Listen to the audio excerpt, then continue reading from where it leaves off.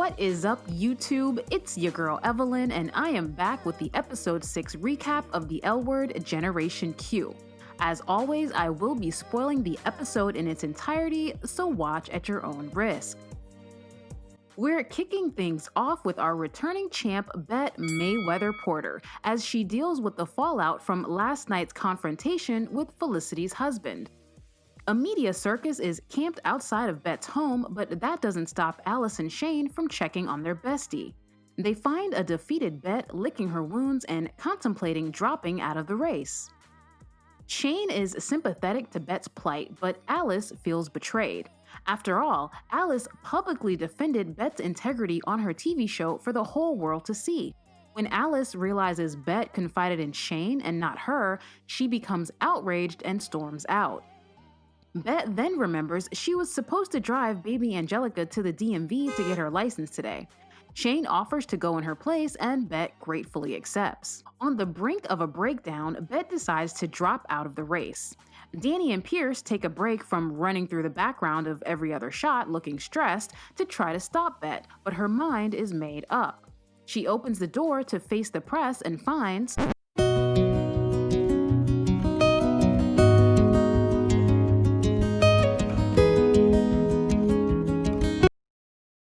the T in BB&T is back, at least temporarily. Turns out Angie called Mama T last night and Tina dropped everything to come check on her family.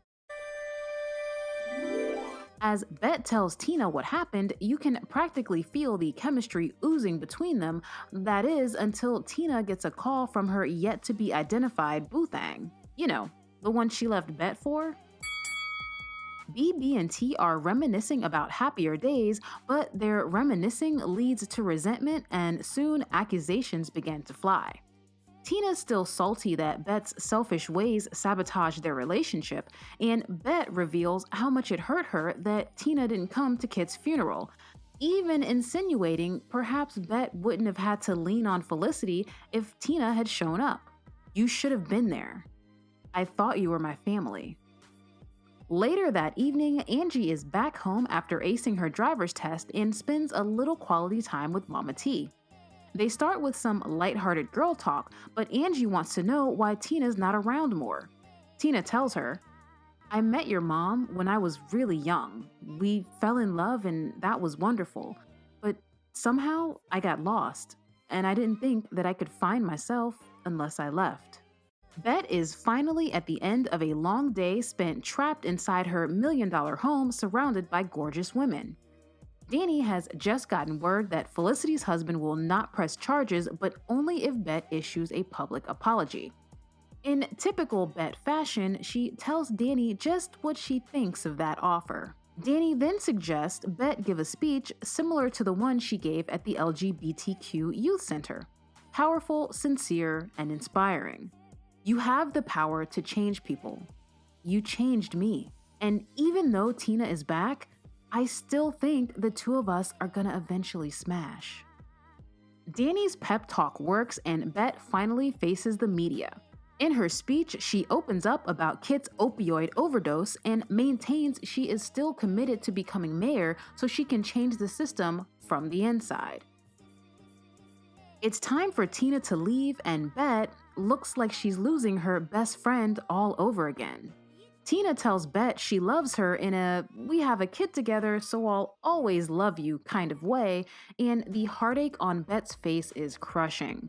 When Tina goes in for a hug, Bette holds her tight and begs her not to leave.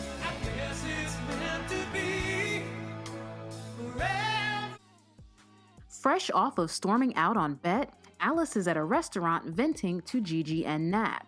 They both offer Alice comfort, and when a curious waitress notices, Gigi tells her the three of them are more than friends.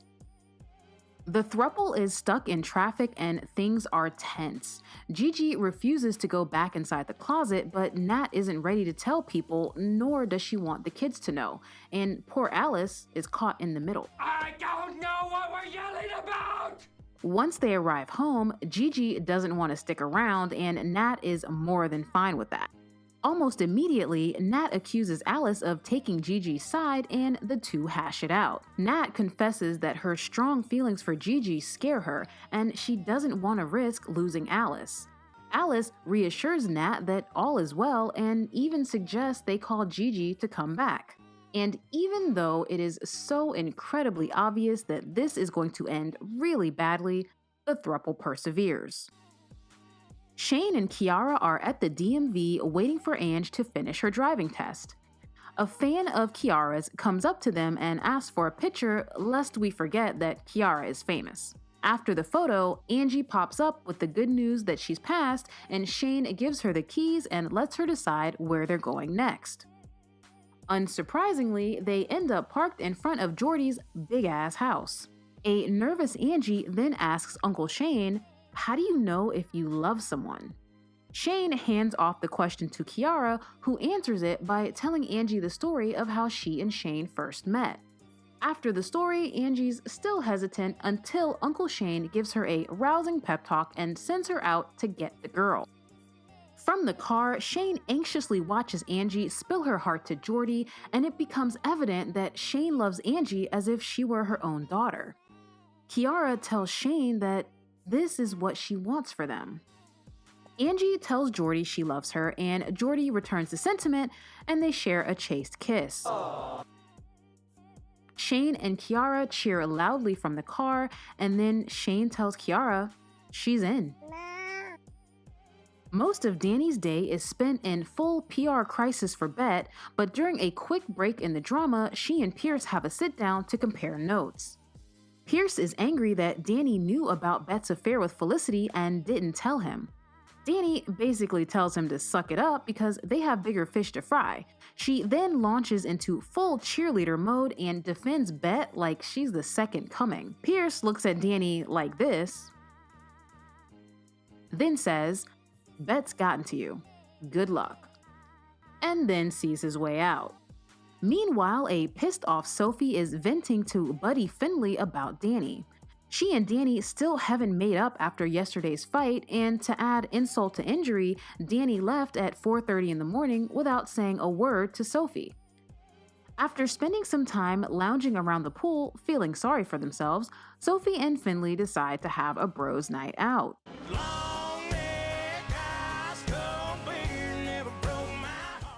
The two bros are at Dana's drinking their cares away. A drunk Sophie brings up Bette's attractiveness and insinuates Bette is the reason for Dani's distance. Not long after, an even drunker Sophie is dancing with Finley and they share an almost romantic moment.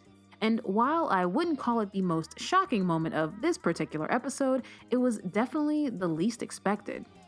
Bro night is over and Finley is once again biking home while drunk, but this time Sophie's hitched a ride. They have a sweet conversation and Sophie tells Finley that she loves the hell out of her and that Finley is the best part of her day. After a long day spent suckling from Bette's teat, Dani comes home to find Finley and Sophie asleep, spooning on the couch. She goes upstairs to get ready for bed when, surprise, a drunk but still coherent Sophie appears and she's ready to talk it out. Once again, Dani is not feeling it. She uses Sophie's intoxication as an excuse to avoid talking, but Sophie doesn't let her off that easy.